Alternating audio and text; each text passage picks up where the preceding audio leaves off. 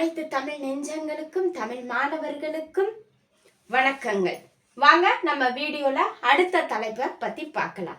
இப்ப நம்ம சங்க இலக்கியங்கள் தமிழ்ல பாக்குறதுக்கு முன்னாடி அற இலக்கியம் நம் வாழ்க்கையை வாழ எப்படி கற்றுக் கொடுக்கிறது என்பதற்கு மூல நூல் எது அப்படின்னா திருக்குறள் தான். இப்ப திருக்குறள் நமக்கு நிறைய செய்திகள் தெரியும். ஆனா திருக்குறள்ல அறியப்படாத செய்திகள் அப்படின்னு நிறைய செய்திகள் இருக்கு. திருக்குறள்ல இப்ப நம்ம பார்த்தோம் அப்படின்னா ஃபர்ஸ்ட் எடுத்த உடனே திருக்குறளின் ஆசிரியர் திருவள்ளுவர். இது நாம எல்லாருக்குமே தெரியும். அது போக 1330 பாடல்கள், 1330 பாடல்களுக்கும் 133 அதிகாரங்கள், அதிகாரங்களுக்கு 10 பாடல்களின் வீதம், மொத்தம் 1330 பாடல்களை கொண்டது. இப்ப திருக்குறளின் ஆசிரியர் திருவள்ளுவர். திருவள்ளுவருக்கு வழங்கக்கூடிய வேறு பெயர்கள் தச்சர், மணக்குடவர், சென்னா போதார், அந்த மாதிரி நிறைய பேர் வரும். இப்ப திருக்குறளுக்கு வழங்கும் வேறு பெயர்களும் இருக்கு. உலக பொதுமறை, தமிழ் மறை, வேதம், உத்தர வேதம் அப்படின்னு சொல்லி நம்ம சொல்லிட்டே போலாம்.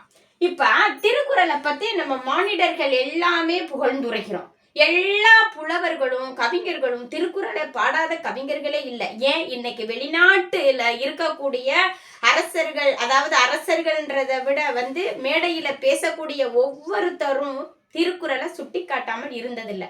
ஆனாலும் இந்த திருக்குறளை திருவள்ளுவ மாலை என்ற நூலில் ஆசிரியர் போற்றி புகழ்ந்துரைக்கிறார். இந்த திருவள்ளுவ மாலையின் ஆசிரியர் யார் அப்படின்னா கபிலர். திருக்குறளை போற்றி புகழ்ந்துரைக்கும் நூலின் பெயர் என்ன அப்படின்ற வினாவிற்கு விடை திருவள்ளுவ மாலை, ஆசிரியர் கபிலர். இப்ப திருக்குறளுக்கும் இந்த 7 என்ற எண்ணிற்கும் நெருங்கிய தொடர்பு உண்டு. இப்ப நம்ம படிச்சோம்னு வச்சுக்கோங்களேன், 1 கூட்டல் 3, 3 கூட்டல் 3 7. இப்ப 1330 பாடல்கள், 1 கூட்டல் 3 3 7. இப்ப நெருங்கிய தொடர்பு வந்துருச்சா? ஆனா வள்ளுவர் தன்னுடைய குறளை எழுதும் பொழுது 9 என்ற எண்ணை சேர்த்துக்கிறவே இல்லை. 9 என்ற எண்ணை அவர் சேர்த்துக்கவே இல்லை. ஏன்? திருநங்கைகளுக்கு சாட்சியா அமைஞ்சிரும் அப்படின்றதுக்காக. சரியா? உயிர் எழுத்துக்களில் இந்த ஔ என்ற எழுத்தையும் அவர் சேர்த்துக்கவே இல்லை. தமிழ் என்ற சொல்லையும் கடவுள் என்ற சொல்லையும் அவர் சேர்த்துக்கவே இல்லை அப்படின்னு சொல்லலாம். திருவள்ளுவர் திருக்குறளை எழுதும் பொழுது நொடிக்கு ஒரு முறை பயன்படுத்தப்பட்ட எழுத்து என்ன தெரியுங்களா? நு. 1705 முறை அந்த எழுத்து அந்த திருக்குறள்ல இடம்பெற்றிருக்கும் என்பது நம்ம அறியப்படாத செய்தியில் ஒன்று.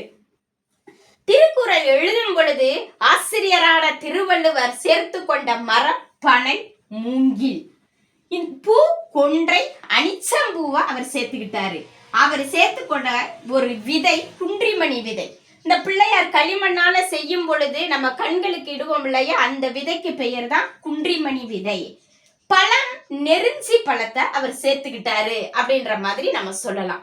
சரி, அதுல திருக்குறளில் உதடு ஒட்டாத குறள் அப்படின்னு நம்ம சொன்னோம் அப்படின்னா 35வது அதிகாரம் துறவு அப்படின்ற அதிகாரத்துல 341வது குறள் சொல்லியிருப்பார். ஃபர்ஸ்ட் குறளே அதுதான்.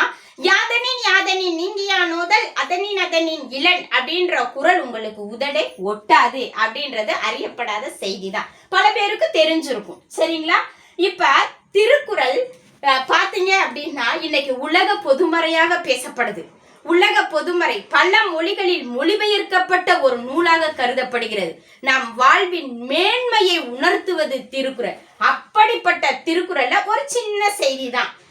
1330 குறள் எழுதின வள்ளுவர் திருக்குறள்ல தப்பு பண்ணியிருக்காரா அப்படின்னு கேட்டோம்னா ஆமாங்க, தப்பு பண்ணியிருக்காரு. என்ன அப்படின்னா இந்த 71வது குறளும் 110வது குறளும் அதிகாரமும் குறிப்பறிதல் அப்படின்னு ரெண்டையுமே ஒரே தலைப்பை தான் கொடுத்திருப்பார். நீங்க கூட பாருங்க.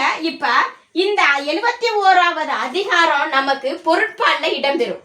110வது அதிகாரம் நமக்கு இன்பத்துப்பால்ல இடம்பெறும். குறிப்பறிதல் ரெண்டுக்குமே ஒரே பொருள் தான், மனப்பக்குவத்தை அறிதல் அப்படின்ற ஒரு பிழைய திருவள்ளுவர் பண்ணினதா நம்மளுக்கு அறியப்படாத செய்திகளில் ஒன்றாக காணப்பட்டது. இன்னும் அறியப்படாத செய்திகள் திருக்குறள்ல நிறையவே இருக்கு. உங்களுக்கு சந்தேகமா இருந்துச்சுன்னா எங்களை நீங்க கமெண்ட் பண்ணலாம், ஷேர் பண்ணுங்க, லைக் பண்ணுங்க, சப்ஸ்கிரைப் பண்ணுங்க. நன்றி, வணக்கம்.